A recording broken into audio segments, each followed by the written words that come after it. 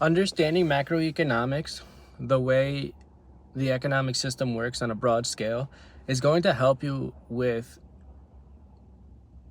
price prediction. When interest rates go up, the first thing people want to do is take out their dollars. It's always about US dollars. So recently, in the last couple of years, interest rates have been high. They've been elevated for like quite some time. And what people do is like take out US dollars.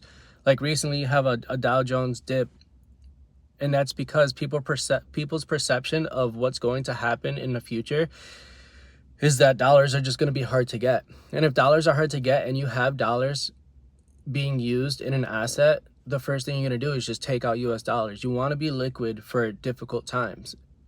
People always depend on the US dollar. The US dollar is wicked dominant. There's no close second. 90% of all transactions done in the whole entire world are done in US dollars.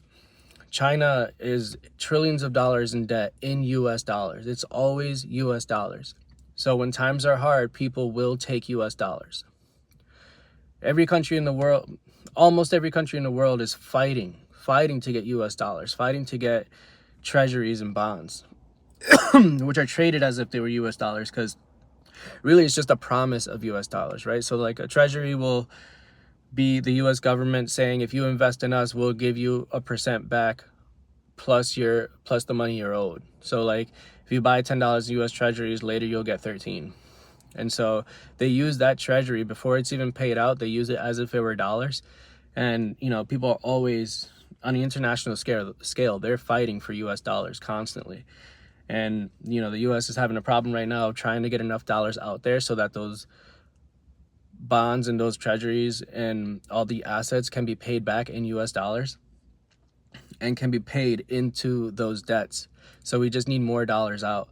But like, if you want to understand the overall economic health and the overall economic system, you're going to have to understand the monetary policy and just the overall economic system, macroeconomics, because that's going to give you a good idea of like where the dollar is going to go. And a huge part of it is just people's perception. Like a dip in the stock market really just means that people are taking out their dollars.